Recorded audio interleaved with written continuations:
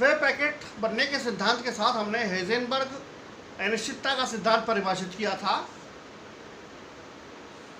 कि संगत निर्देशांकों में अनिश्चितता का गुणांक h क्रॉस के लगभग बराबर होना चाहिए या h क्रॉस बाई 2 से बड़ा या उसके बराबर होना चाहिए। अगर ऐसा नहीं होता है तो वेव पैकेट का निर्माण संभव नहीं हो पाएगा। और हमने यह भी देखा था कि अगर एक निर्देशांक में निश्चितता बढ़ती है यानी अनिश्चितता कम होती है तो दूसरे निर्देशांक में अनिश्चितता बढ़ जाती है। वेव पैकेट के आकृति में थोड़ा सा परिवर्तन हो जाता है। डेल्टा एक्स अगर कम होगा तो डेल्टा पी बढ़ जाएगा, क्योंकि दोनों का गुणांक हमारे पास एक ही है। इसका प्रायोगिक सत्यापन इलेक्ट्रॉन माइक्रोस्कोप है, इलेक्ट्रॉन सूक्ष्मदर्शी। इलेक्ट्रॉन माइक्रोस्कोप इस तरह का हमारे पास कंस्ट्रक्शन रहती है। देखिए, किसी भी माइक्रोस्कोप में जब आप किसी ऑब्जेक्ट को देखते हैं तो उसका सिद्धांत ये है कि उस ऑब्जेक्ट पर प्रकाश गिरे, उससे प्रकाश विवर्तित हो या स्कैटर्ड हो और सूक्ष्मदर्शी के अंदर प्रवेश करे तो आपको उस वस्तु का प्रतिबिंब सूक्ष्मदर्शी में दिखाई देता है। विवर्तन की जो आवश्यक शर्त है उसके अनुसार आपतित तरंगदैर्घ्यों की कोटि ऑब्जेक्ट के आकार के बराबर होनी चाहिए, तभी विवर्तन होगा और हमें प्रतिबिंब दिखाई देगा सूक्ष्मदर्शी में। तो इलेक्ट्रॉन माइक्रोस्कोप के कंसेप्ट में हम तरंगें वो काम में लेते हैं जिनका तरंगदैर्घ्य इलेक्ट्रॉन के आकार की कोटि का हो, एक्सरे या गामा रेज।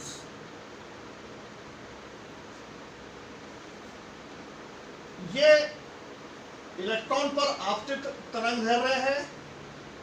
आपतित तरंग ये हमारे पास स्थिर अवस्था में इलेक्ट्रॉन,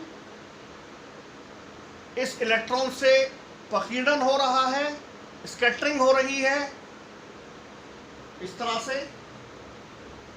ये हमारे पास माइक्रोस्कोप या सूक्ष्मदर्शी का अपर्चर है। तो जो किरणें इस तरंगदैर्घ्य में प्रवेश कर जाएंगी यानी अभिलंब से अल्फा कोण यहाँ और अल्फा कोण यहाँ, उसके द्वारा इलेक्ट्रॉन का चित्र इस माइक्रोस्कोप में दिखेगा। जो किरण यहाँ से यहाँ निकल गई, स्कैटर्ड होकर यहाँ से यहाँ निकल गई, वो किरण माइक्रोस्कोप में प्रवेश नहीं कर रही है, इसलिए उसके द्वारा इलेक्ट्रॉन का चित्र नहीं दिखेगा। तो इलेक्ट्रॉन का चित्र दिखने के लिए लिमिट हमारे पास जो है, सीमाएं हैं, वो है अभिलंब से इस तरफ अल्फा कोण और यहाँ पर भी अल्फा कोण।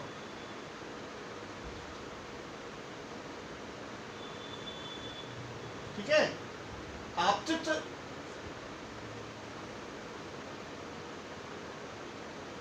गामा किरणों का संवेग डी ब्रोगली हाइपोथेसिस के हिसाब से h/λ होगा।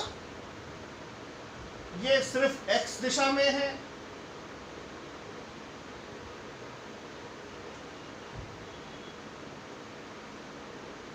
y दिशा, ये y दिशा मान रहे हैं हम। अब स्कैटर्ड जो तरंगें जा रही हैं वो हमारे पास एक इस दिशा में है और एक इस दिशा में है। स्कैटर्ड मोमेंटम हमारे पास इस तरह से होगा, h/λ sin अल्फा। घटक देखें आप इसका,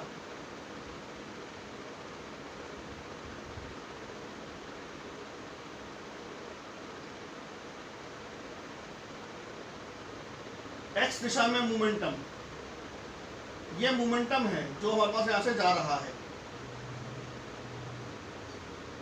आपतित तो लैम्डा डैश है यहां पर, तो h/λ यहाँ, h/λ यहाँ। इसका x दिशा में घटक निकालें, ये वाला। ये तो हमारे पास है -x दिशा में, H upon lambda sine alpha ये इस दिशा में है, देखिए। और दूसरा घटक हमारे पास है प्लस एक्स दिशा में, ये भी हमारे पास h upon lambda sine alpha है, ये इसी दिशा में है। स्कैटर्ड मोमेंटम का एक्स घटक, क्योंकि आपतित तरंग दैर्ध्य भी एक्स दिशा में है, तो ये दोनों घटक एक इस दिशा में एक इस दिशा में, दोनों एक दूसरे के विपरीत हैं। तो हम इसमें से इसको घटाएं नेगेटिव साइन के साथ, तो दोनों जुड़ जाएंगे।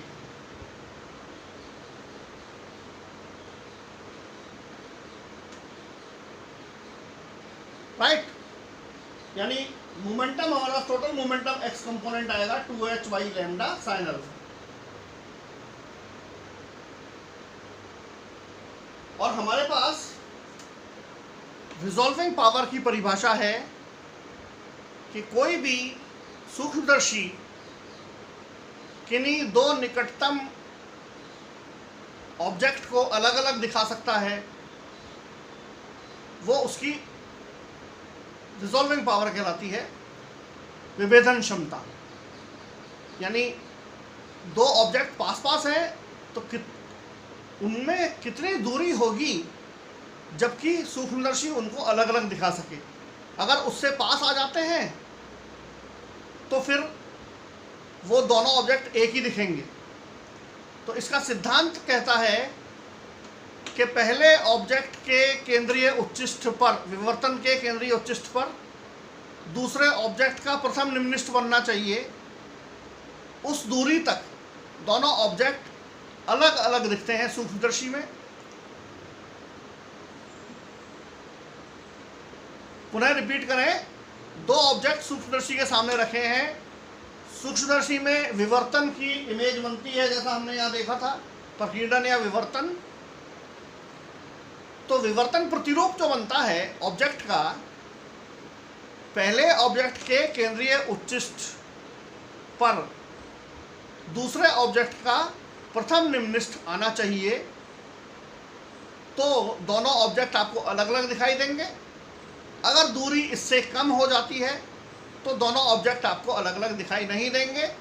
इसका एक लिमिट केस है हमारे पास ये, यानी इतनी दूरी तक delta X equal to lambda upon 2 sine alpha. ये रिजॉल्विंग पावर की परिभाषा से है। Delta X equal to lambda by 2 sine alpha, यानी इतनी दूरी तक ये आपतित तरंग दैर्ध्य है।